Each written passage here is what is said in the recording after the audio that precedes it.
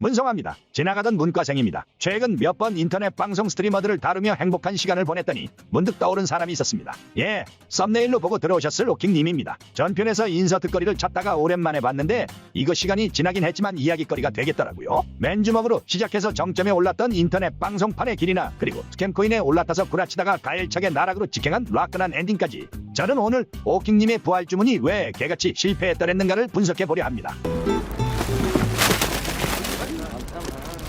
이게 다 뭡니까? 오킹이라는 사람은 인방 바닥에서 상당히 입지전적인 인물입니다. 2년 만에 트위치 팔로워 20만을 찍었는데 이건 어마어마한 수치입니다. 몇 년을 해도 바닥을 기는 사람이 제명이 형이 준비해 놓은 드럼통만큼이나 많다고요. 썬풀도 악플도 없이 무풀에 시달리는 학구로 살아간다는 건 정말 쉬운 일이 아닙니다. 돈이 안 되고 칭찬을 못 받아서가 아니에요. 소통과 호응 그 자체가 전부이기 때문입니다. 연극판에는 유명한 말이 있습니다. 연극의 3요소가 관객, 무대, 배우인데 무대나 배우는 없어도 연극이 되는데 관객이 없으면 연극이 안 된다는 말이 그것이죠. 그러니까 저희 영상에도 댓글 좀. 왜 이렇게 질적대 사람 질리게. 인터넷 방송은 이런 연극의 구조를 그대로 답습합니다. 얼마 전 와꾸님 편과 이파리 편에서도 언급했듯 인터넷 방송은 스트리머와 시청자의 거리감이 가까워요. 그래서 학교 생활이 힘든 것이죠. 소통 자체가 불가능한 무관심이니까요. 오킹님은 정확히 이 소통성 면에서 인터넷 방송에 적합한 자질을 갖고 있었어요. 말을 맛깔나게 잘하셨거든요. 조리 있게 깔끔하게 잘하는 거랑은 거리가 좀 있는데 일단 재미있잖아요. 소통을 뭐 하라 합니까? 재미있으려고 하죠. 재미를 갖춘 이상 뜨는 건 기정사실이었어요. 부족한 건 화제성이었죠. 그걸 채워준 게 국토대장정 콘텐츠였다고 봅니다. 유명하지 않으면 아무리 잘나도 그냥 범부일에 불과한 게 세상일 아니겠습니까? 유명해지면 어떤 상병신이라도 박수받는 것이 세상일이고요. 오킹님의 나락은 사실 성공 논의의 연장에 있습니다. 그래서 굉장히 시사사는 바가 크죠. 오킹이라는 스트리머의 성공이 소통성이었다면 실패도 소통성으로부터 시작됐습니다. 소통성의 가장 큰 전제 조건이 호의이거든요. 이건 지난 영상에서 여러 번 설명했던 내용입니다. 스트리머에 대한 호의가 켜켜 있어요. 잘 구조화되면 팬덤이 되는 것이죠. 어지간한 스트리머들이 사고치고 원한사도 나락 안 가는 이유가 이 팬덤의 단단함 때문입니다만 그 구조의 기층을 이루는 호의가 망가지면 너무도 허무하게 가장이 무너지고 사회가 무너지고 스트리머 오킹의 나락 사건은 이 호의에 대한 배신으로 그 틀을 설명해야 합니다. 국토대장정 조지며 언제나 열심히 살던 열혈 청년, 무릎 춤추며 밑바닥부터 공중파까지 진출했던 개천 출신 드래곤, 그게 시청자들이 사랑했던 오킹이었습니다. 하지만 나락의 순간에 보여준 그의 모습은 코인 관련한 회사에서 돈에 미쳐서 내 출연료 거짓말을 일삼는 수준으로 출연료 받았다고. 돈 자랑을 못 알아봐 준 캐디를 속으로 없이 여기는 이중성, 더 이상 시청자들이 사랑하던 순수열 청년 오킹은 어디에도 없었죠. 이러니 나락길이 활짝 열릴 수밖에요. 나무가 크면 뭐합니까? 뿌리가 썩었으면 죽어야죠. 종알이 가장 중요한 것을 지나갔다 이 말입니다.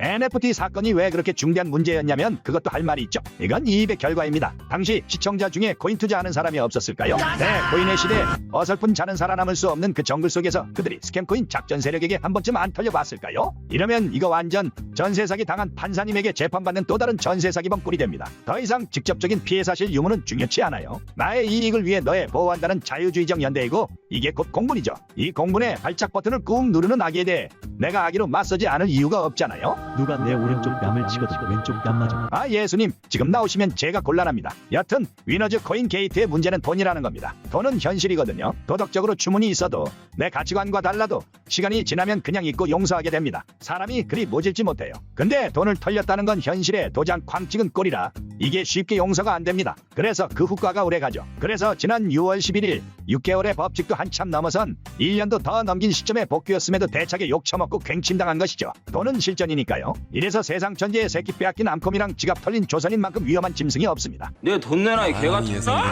사실 오킹님의 나락길은 상당히 복합적입니다. 그냥 똥 하나 터져서 이 개판이 난 게 아니에요. 대충 사태의 흐름이 적탄이 하필 좋지 않은 곳에 명중에서 탄약고 유폭으로 한 방에 가신 셈인데 폭약이 좀 많이 쌓여 있었어요. 그게 바로 그때까지 쌓아왔던 오킹님의 소신 발언, 소위 오 선생님의 자아였죠. 돈 좀 있다고 사람들 하대하는 것, 불법, 편법을 통해 나락길을 피하려던 유튜버들, 정신질환을 핑계삼아 법의 처벌을 피하던 사람들, 우울증 별거 아니라고 깜보던 언행, 사기꾼은 끝까지 잡아 족쳐야 한다던 말씀, 하나하나 족같은 말씀들이죠. 역시 할 말은 한다 오카콜라. 오 선생님께서는 일전에 유튜브 채널 이거머니에 출연했다가 출연료를 받지 못했던 사건이 있으셨죠. 그때 그 아픈 추억이 있으셨는지 온갖 커뮤니티에서 활동하시며 오킹님을 패시더니 아니나 다를까 오 선생님께서 결국 오킹을 정신병원까지 보내버렸죠. 그래 놓고도 또 패시더라고요. 이게 참 어떤 의미로는 또 귀신같이 대전만을 지킨 수미상관이긴 하네요. 그렇게 안 봤는데 정말 무서운 사람이다. 새삼 누군가를 도덕적으로 질타하고 평가하는 것이 것이 얼마나 두려운 일인지 깨닫게 되는 순간입니다. 나의 도덕적 질타가 왜 나까지 팀키라는가에 대해서는 다음에 기회가 되면 다뤄보도록 하겠습니다. 개인적으로 굉장히 마음에 드는 소신 발언이었고 동의하는 바가 많았습니다만 그게 이런 사건이 터지니 독이 되어 돌아와 버렸죠.